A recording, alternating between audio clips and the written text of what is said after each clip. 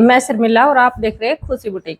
आज की इस वीडियो में मैं आपको सलवार के नीचे की सिलाई लगाना बताऊंगी। सलवार के नीचे की सिलाई लगाते टाइम आपको कोई भी दिक्कत आती है या फिर सिलाई लगाने के बाद जब हम इसको ऐसे खींचते हैं तो टाके टूट जाते हैं, तो इस वीडियो के साथ बने रहिएगा और वीडियो को एक लाइक कर दो।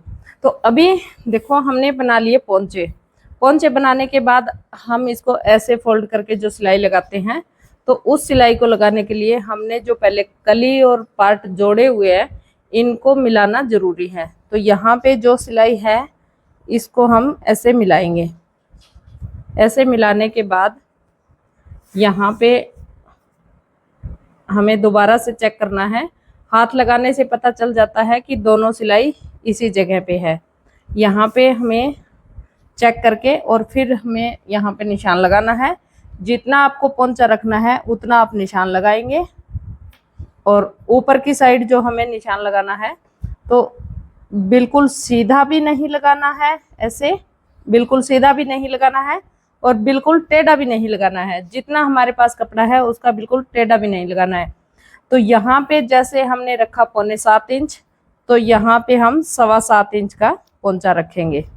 थोड़ा सा तिरछा निशान लगाएंगे, यहाँ पे थोड़ा सा तिरछा निशान लगा के और यहाँ पे हम सिलाई स्टार्ट करेंगे।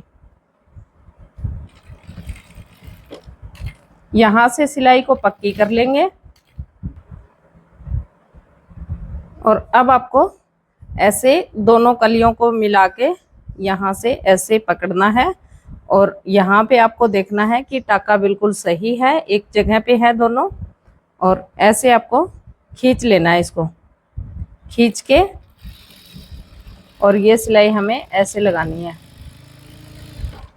अगर आपका जो कपड़ा है वो कटा हुआ है, यहाँ से जैसे कि इस तरह से कटा हुआ है, पोंचे तक इतना कम और इसके बाद जैसे ऐसे फैला हुआ है, तो इसको हमें फैले हुए पे सिलाई नहीं लगानी है। यहाँ से हमें एक्स्ट्रा कपड़ा काट देना चाहिए। और ये जो सलवार की जो शेप है कली की, देखो ऐसे ही होनी चाहिए। अब फिर से आपको ये कपड़ा खींच लेना है, सामने की साइड खींचना है और फिर आपको दोनों साइड ऐसे खींचना है और अब ये सिलाई लगानी है। इस तरह से आपको सलवार के नीचे की सिलाई कंप्लीट करनी है। अब देखो सलवार की शेप कैसी आ रही है। और पहले यहाँ पे इतना सारा कपड़ा था, जैसे कि हमने कली काटी तो कली की चौड़ाई यहाँ से ज़्यादा हो गई, तो हमने यहाँ से एक्स्ट्रा कपड़े को निकाल दिया और अब सलवार की शेप बिल्कुल सही है। इसी तरीके से आपको सलवार की शेप देनी है और ये टाका आपको सेम तरीके से लगाना है, दोनों साइड से कपड़ा खींच के।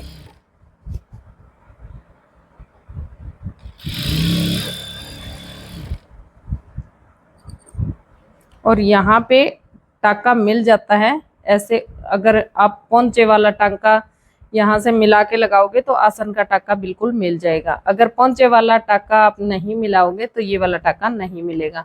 और अगर फिर भी यहाँ पे दिक्कत आती है कि ये टाका नहीं मिल रहा है आसन वाला, तो आप क्या करेंगे, जैसे कि थोड़ी सी सिलाई लगाता हूँ फिर दिखाती हूँ। आप देखो ये बिल्कुल बराबर आ रहा है। अगर बराबर नहीं आता है, जैसे कई बार क्या होता है कि एक आसन की सिलाई ऐसी हो जाती है और एक ऐसी हो जाती है, तो इसमें हमें क्या करना चाहिए। तो जैसे ऊपर वाला पीछे चला गया, तो अब हम यहाँ पे नीचे वाले में चुनट लगा देंगे।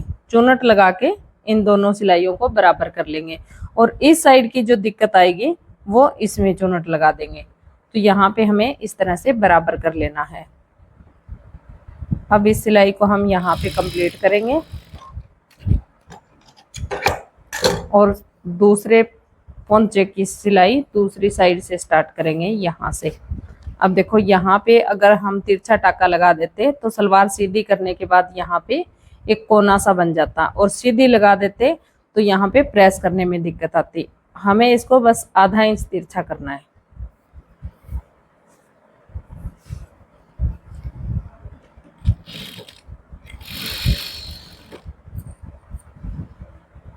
सेम तरीके से दूसरी साइड की सिलाई लगा देंगे।